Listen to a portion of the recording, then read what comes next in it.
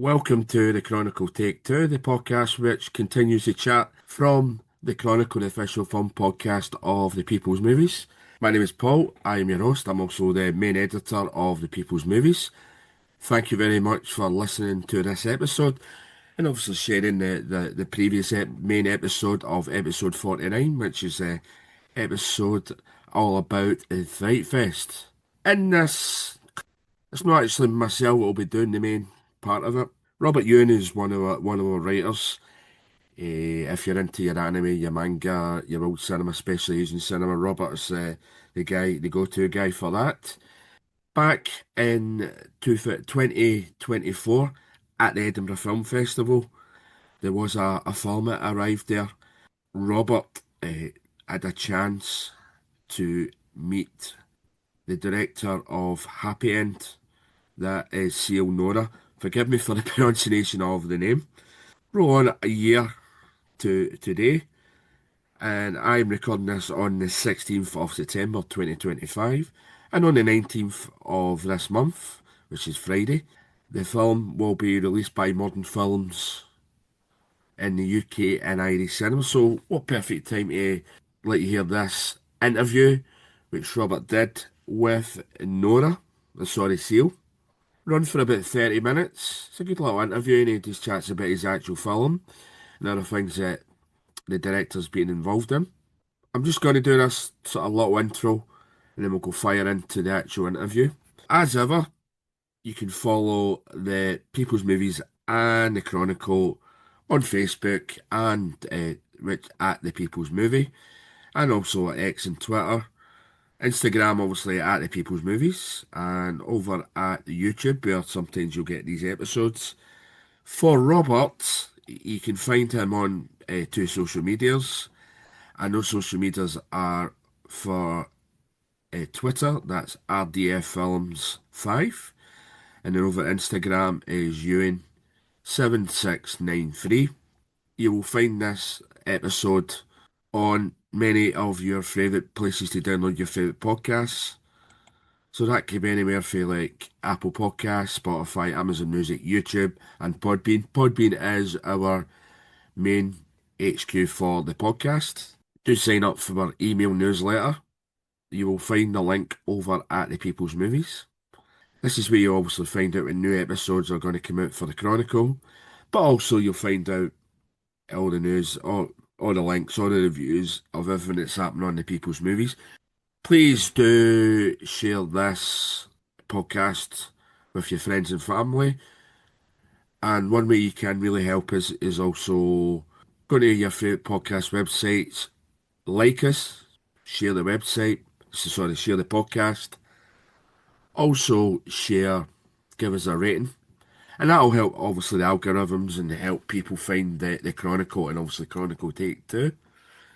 Other ways you can show your support is buy me a coffee and at PayPal. I've included the links below or in the post where you're maybe listening to this podcast. This is where you can show your support there. Other than that, folks, I'd just like to apologise. There's a wee bit of delay between podcasts. As you can probably hear from my voice, I've lost it a little bit. I had a bit of bronchitis. However, we're in the process of getting episode 50, which should be getting recorded this week. And I'm just going to reveal there is two films we're going to do that, Spinal Tap 2 and The Long Walk. So, as I said, stay tuned in social media, sign up for that newsletter.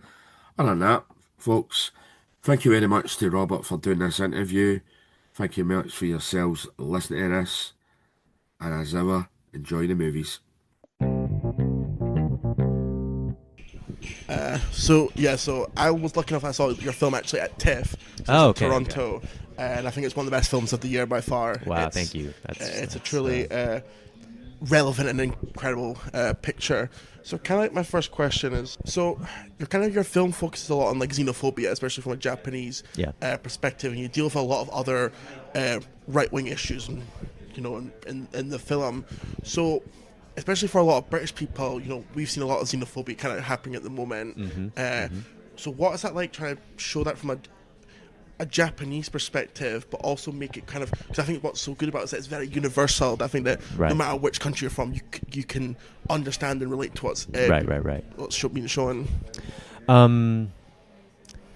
So I am quite interested in the undefinability of the Japanese identity.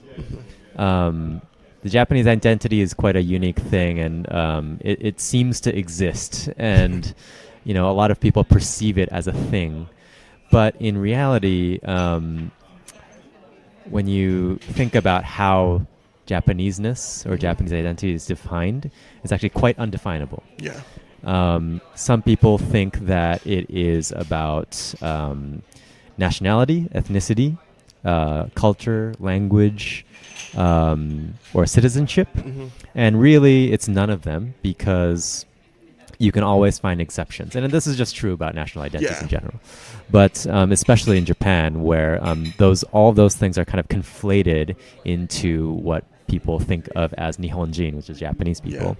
And really the only kind of definable thing that you can point to define what it means to be Japanese is actually just citizenship. Yeah. And so that's why kind of xenophobia is quite an interesting lens through which to view this issue. Because, for example, I sort of talked about it in my Q&A last night, but basically the film is really thinking through the structure of the history of Japanese colonialism. So when Japan was colonizing South Korea and Manchuria and Taiwan, for example, people who are from there, who were born there, were considered imperial subjects, and they were technically speaking like Japanese citizens. And so they can travel to Japan and work there, and some people were forced to immigrate and work as laborers. But a lot of people also voluntarily immigrated and worked as laborers because of economic opportunity. And this was the kind of context with which this really massive earthquake in 1923 happened. It was called the Great Kanto Earthquake, and it was a devastating earthquake. A lot of people passed away in both the quake and the fires. But something that's often neglected to mention is that it triggered a horrible massacre of Zainichi Korean people, but also some Chinese people and disabled people and stuff like that as well. But especially Zainichi Koreans were targeted and murdered, really just genocided, by Japanese vigilantes. So these kind of Japanese vigilante groups formed in response to these rumors that were spread by government officials and police officers, who were all saying that these Koreans were plotting to kill Japanese people or plotting to poison the wells or steal stuff. And in response to that, people were murdered. Like 6,000 or more people were murdered, just that we know. And when I was beginning to think about writing this film, I was actually observing in Japanese society at the time these like really increased incidents of hate speech protests against Chinese Koreans. So, it made me realize that actually these kinds of colonial resentments that stemmed from colonization still existed. Yeah. And so the other kind of interesting point that I always bring up is the last law that the emperor put in place after Japan lost the war is the Foreigner Registration Act, which basically mandated that all these former imperial subjects registered as foreigners, gaikokujin, in contrast to Japanese people, right? And so these people, like really arbitrarily, who were considered Japanese, now were considered foreigners, and these systems to control the flow of these foreigners were put in place, which is actually what constitutes the current immigration detention system in Japan now. That's the source of like horrible humanitarian rights abuses. And so the like very conception of what is foreign and not is a very like colonial conception to begin with. And so that is what I believe is this kind of root cause and this the stem of xenophobia right now. And so the reason why the film takes place in the near future is because I was observing those kinds of structures today, or like when I was writing it, and it still exists today.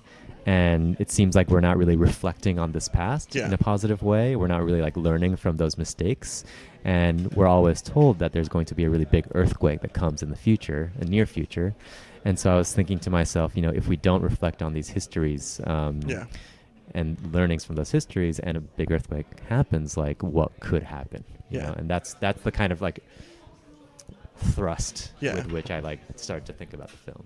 Yeah, and you bring up the earthquakes and how like this earthquake's gonna come. Yeah. Was that like where you got the idea for in the film where an earthquake happens and then something like catastrophic happens, whether it be the car then falling over that leads to the installation of the system, or then later in the film where an earthquake happens and then because an earthquake happens, the protest is now essentially illegal. We have to end it. Is that where that came from? Yeah, that's really where it came from. I mean, it's really kind of replicating some of what happened in 1923. So, they instated an emergency decree, and then they kind of stamped down on, in order to control like the killing, so to speak. But what also was really interesting that happened is that using the earthquake as an opportunity, the Japanese government was arresting and murdering a lot of political dissidents as well. And this is because it was tied to like independence, like Korean independence movements and stuff like that. But it also, they also arrested Sakayo Sugi, who was like a really well-known anarchist at the time, and murdered him. And so, yeah, those are the kinds of things that I was like thinking about as I was thinking about this film. And so I kind of borrowed from those kinds of ideas because I felt like those histories and those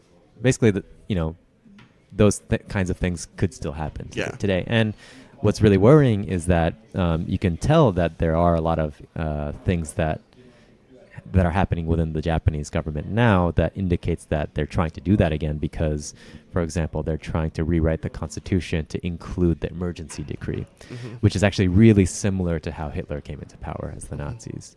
The same kind of emergency decree that Hitler used, like they're trying to rewrite the constitution to include that kind of thing, to expand the power. And whenever there is a big earthquake in Japan, like for example in January there was a big one in the Noto Peninsula, immediately Kishida went on TV and started talking about this emergency decree that he wanted to include. So it's like a real thing that's happening. But I'm portraying a future where it already has happened. And we do explain the near future, and we briefly talked about how they introduced the surveillance system into the school. So kind of what I want to ask is, was there any real life examples that you were inspired by for that system? And in regards to how does surveillance make you feel? Makes me feel like shit. I mean, it's... I kind of named the system in the film in a tongue-in-cheek kind of a way called panopti, but that's also it's also kind of a jab at how silly Japanese company names are sometimes. Some people kind of criticize or like make fun of the panopti thing for being really on the nose, but sometimes Japanese company names are extremely on the nose and like really like weird. I'll give you a really funny example, which I found on Instagram, which is there's like a tanning salon that exists in Tokyo called Black People. So that's like the level, that's the kind of creativity we're talking about in Japan, right? And so anyway, but yeah, surveillance, it really creates a reality where we're always like policing ourselves, right? By being like shown that we are being surveilled. And I think, so the system that exists in the film, I'm actually borrowing from something that actually exists in Beijing. Basically, there's a crosswalk in Beijing that was fairly notorious for accidents, and so in order to curb that, they put up a huge monitor, and if you like jaywalked, for example, they would put up your photo and personal information on this huge monitor and shame you essentially. William Gibson has this famous quote saying, "The future is already here, just unevenly distributed." I was kind of doing that in the film, where I was noticing all of these kind of different trends around the world, like Beijing, the whole like TV monitor on the building thing came from a photo that I saw from Moscow, where Putin is giving an address and it's like projected on the building, and like kind of taking all these aspects that I've been seeing around the world that felt like fairly futuristic, or not futuristic, but just like a more authoritarian version of what Japan could do, and brought it all together just in this one kind of fictional film, just as a backdrop, you know. Yeah. And another big themes of the movie is I feel about activism. Yeah. And you view that with our two main leads. One character believes that to be blind, the world's going to go to shit. Yeah. I might as well enjoy it. Then your other character's like, well, no, we need to do change. We need to strive for that better future. So in regards to, based on the general conversation, I have a feeling what the answer is going to be. But kind of like, what stance do you take on, you know, with that dialogue, and why was it important to show both sides? Because I think, for especially, because I'm 24, people younger than me might not realize the importance of that activism. Right. You know, I think we all kind of harbor little bits of both attitudes. Mm-hmm. You know, I think confronted with basically an apocalyptic world that we live in, I think it's really easy to become very nihilistic about it, and secure resources and joy only for yourself because it's easier, or like only for people you love and care about because it's easier. And I think that really comes from this, like, it's like an ironic distancing from reality so that you can protect yourself, like psychologically. And I think there are days, of course, for me too, like when I just want to like curl up and like kind of try to ignore everything that's happening in the world. But I also, like, you know, I think Kou, the character of Kou, like harbors a lot of pain, but he still somehow holds out hope for humanity. Mm-hmm. That's worth fighting for. And if you don't hold out that hope, there's like, you wouldn't fight, you know, you wouldn't even do it. Like, why would you risk yourself to like fight for anything like that if you don't have this like fundamental hope, right? And so he kind of has the hope. And so, you know, I think a lot of us kind of, I think a lot of us, or for, maybe I'll just speak for myself, but for me, like I oscillate between that a lot. You know, this kind of like nihilistic, ironic distance and this like hope that something could be better in the future. Mm-hmm. And so, you know, those are the attitudes that I sort of like personified as characters in the film. Yeah. And so what was the question? Did I answer it? Okay. Yeah, generally answered it. Okay, that's fine. So in kind of regards, because it's quite a serious film, but you bring moments of levity with, you know, our core cast, and, you know, it's the coming of age, you know, the funny things where it'd be like they put the speaker in to trick the teachers. So how was that trying to bring those moments of levity into a serious film? Like, was there moments that you like thought, oh, I might add something funny in here just to alleviate, or did you have to like restrain yourself in that regards? I mean, I just love comedy. Mm-hmm. I'm a huge fan of humor and comedy, and I think it's kind of like the necessary stuff of life to get through it in a way. Yeah. You know, I hope that the audience members were laughing in the screening you were at, but you know, I really like. I mean, you know, there's something really fundamental about cinema and like physical humor, right? Mm-hmm. There's something like essential about physical humor that just like lends itself to cinema, and that's why all these like silent stars were like comedians and clowns, and some of the best films ever made are like comedic films, like Jack Tati's films, for example. I also personally really love Ernst Lubitsch and like kind of his lightness that he has, and so those are the kinds of things that I mean, for me too, like I'm always like noticing those things in the street, in the world. I'm always kind of like noticing how silly something is. But that's also a lot of the times like the things that I'm laughing at are like the things that make people human, like really just like soft humanness of people is like funny, you know. There are also some things that happen in the world that are like so terrible that like it makes you really mad, but it's just so bad that you just kind of like, there's like a moment where you like laugh at how ridiculously bad it is, and then you get really angry, right? And so I mean, I'm kind of often like traversing those emotions where I'm just getting like extremely angry, but then like I notice something that's like just so ridiculous and funny, and finding joy in these like human moments where people are just being silly and like selfish, and so I think that's sort of the stuff of life, and so in order to portray these people in the film in this kind of like human way with human dignity, you kind of need levity and laughter as well, because that's I mean, even the most dire of like I look at videos coming from Palestine like every day, and like even people who are living through the situation somehow still in between like the horrors that they're seeing, like are able to laugh at something, right? And that's like powerful to me. Like that's just shows that they're still alive and like living and have the will to live and like resist through it. And so all of those things kind of they're not in contrast, they're not in like conflict in my mind.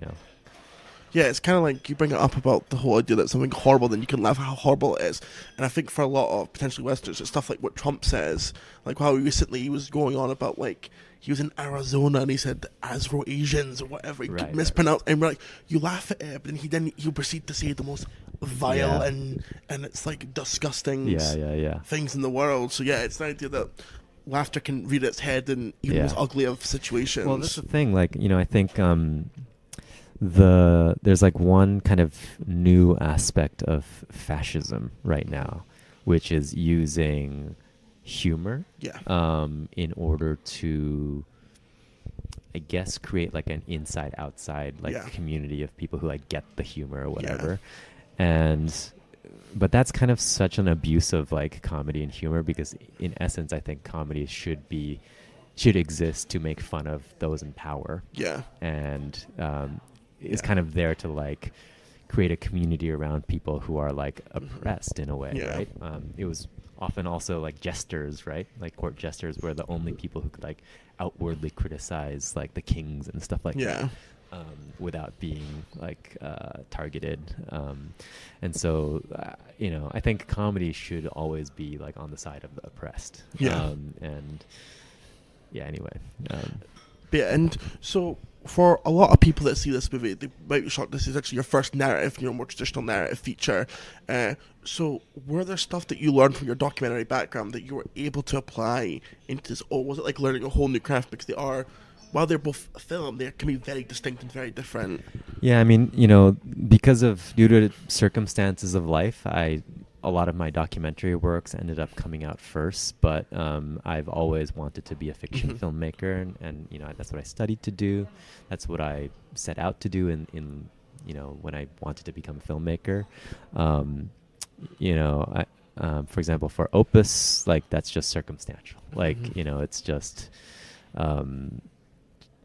how it played out, where you can't really control death and like when death happens. And so it ended up coming out first. I was hoping that Happyend would come out, because I was in pre-production when I was shooting Opus, and like there was even talks of like not releasing Opus until I like finish Happyend, but because of how things turned out, Opus came out first. But I started writing Happyend 7 years ago. And that was before any of my short films, any of these other documentary projects as well. And so, I'm fundamentally a fiction filmmaker, and I just happened to like take a detour into documentary. And so that's how I see it. But in terms of what I learned, a lot of people ask me that question, and I actually can't really I have a hard time answering it because they're just so different. But for example, like I think moments of humor and stuff like that definitely comes from like observing people. Because I think the most stereotypical like reactions that you can think of in fiction film, where like if something really horrible happens to somebody, and like actually like a lot of people's natural reactions, for example, isn't to cry or be angry or something. Like sometimes it's just to laugh, or like people really are defy your expectations, and I think those are things that I definitely picked up from documentary for sure. And you bring up your father, who's a famous musician, and the score in the movie is absolutely incredible. And because don't necessarily know about how that transition now, because being a filmmaker and while they're both creative art forms is very different. So how involved were you in that creative process of the score, and were you very integral of like how it was edited into the film? Like, how was that process? Yeah. I mean, very, very collaborative. So, I totally understand how a lot of the times music in the film gets compared to my own father's music, but I want to always. I don't want to like couple that together because Leah Ouyang-Rusli, who's the composer for the film, is her own composer, and she has very different influences. I mean, perhaps she was influenced by my father's music as well, but in reality, she's actually more influenced by Joe Hisaishi, for example. So, that's like, I always want to kind of mention that it's like this is Leah's music. Yeah. And we really worked together closely in how we composed the music. Like Leah talks about how it was the process was very different than how she usually works, because we basically like kind of sat in front of these edits together, and she would kind of just improvise on the piano. And I'm like fairly familiar with musical terms and terminology, and I have like my own ideas about music as well. And so, we would be able to communicate that, and then Leah would be able to kind of like improvise on that, and then brush up on them afterwards. And so it was actually, as opposed to maybe a usual process where you like first finish the edit and then pass it off to the musician. It was just very much like an integrated process where while we were editing the film, the music was also being composed, and we were all doing it together. Yeah. And in regards to, because it's an incredible film, so many incredible scenes. Is there any one scene that you're most proud of when you look back, when you watch the film, that you're like I nailed this, or like it conveyed everything that I wanted to in that one scene? I mean, I'm quite proud of most of the scenes. I have a really boring answer. But do you want the boring answer, or do you want like... Give our answer feels the best. I'll tell you my boring answer, which is it's like a really nonchalant shot. It's the shot where the 5 kids are in the teacher's lounge, and they're talking to Kitazawa, who's like the head of the school clubs. And Kitazawa is telling them that they just have to live with the fact that their equipment is gone, and they can like sign this form if they want to use the equipment. It's one shot, wide shot composition, a lot of depth, and somehow I really nailed the blocking and the timing of, and it's a static shot, right? But the rhythm with which the elements of people coming in and out of the frame like was really perfect. Like, do you watch Ozu films? Yasujiro Ozu's films? So Ozu is really well known for these, pillow shots. And it's just, random, just like in between shot of like, for example, a street. But it's really just like the rhythm of people kind of coming in and out of the frame that just makes it so like delightful. And with this one particular scene and shot, I feel like I really got the rhythm. Yeah. There's just like the moment where like the janitor comes in and drops the keys off, and then immediately after he leaves, the teacher stands up and then leaves the frame, and then all the way in the background, a different teacher stands up and then comes to the foreground. Like the blocking of that worked out really, really well. Yeah. And that's something that I feel like is a very like director skill that I was working on. As blocking is something I was really working on, and I felt like I really nailed that one. Yeah, and tying into that scene, got the amazing performances throughout the entire. Everyone is absolutely incredible. Yeah. So, what was that like for you directing? These talented actors. Like, were there things that you had to approach them with, like, or were they like, this is how the character should be, or were you allow them to be more flexible and interpret how they viewed it as well? So we casted a lot of non-actors. So 4 out of the 5 kids were non-actors. They never acted before. But what was really important was to cast people who already really shared a lot with the characters that were written. And miraculously, I found these people who just were so similar to the characters I already wrote.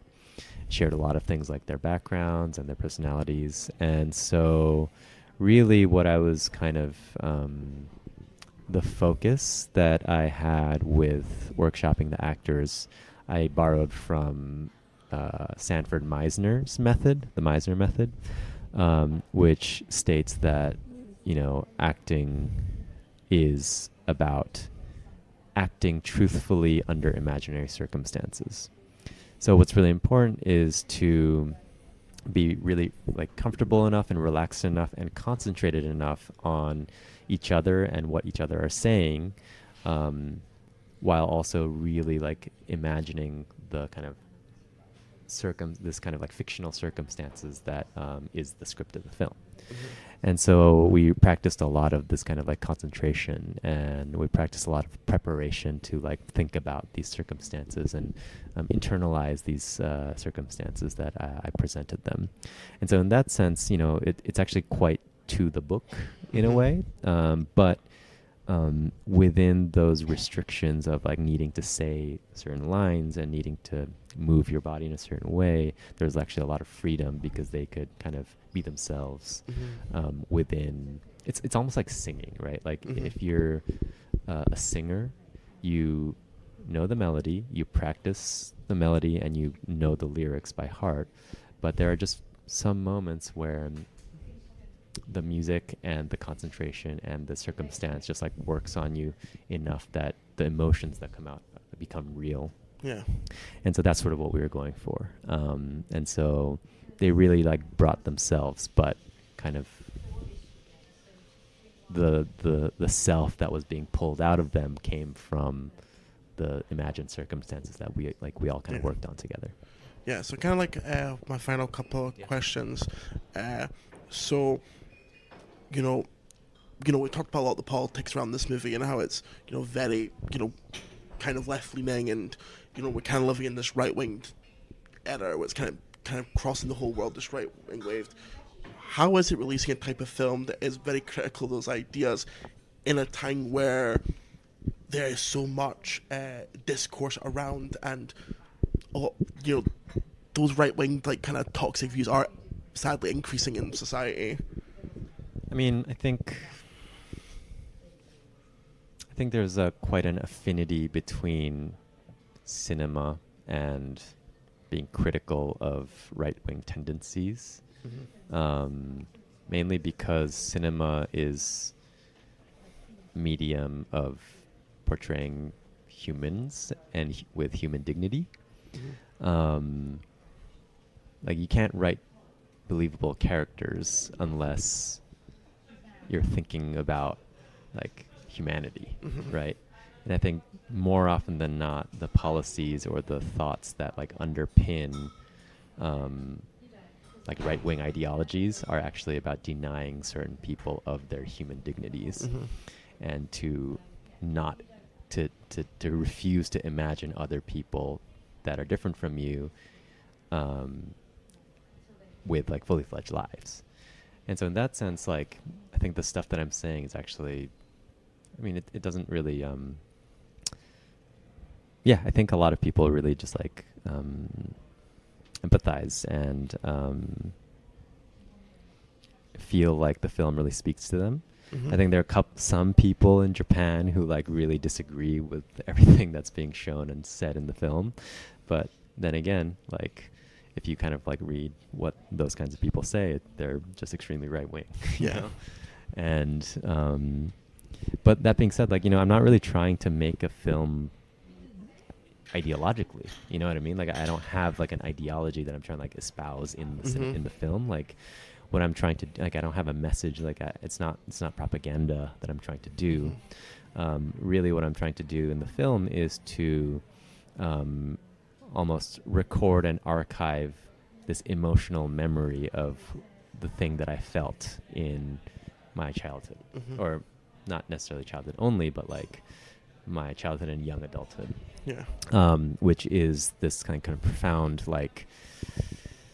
melancholy and sadness that I felt when my friendships dissipated due to political differences. even though like I fully understood why that had to happen and I could justify like all those things and I understood why my friends had to do that and all that stuff, like it's still a very sad moment. And that emotion is something that is the thing that I want to capture in the film. And in order to portray or communicate that emotion, those political backdrops had to be communicated as well.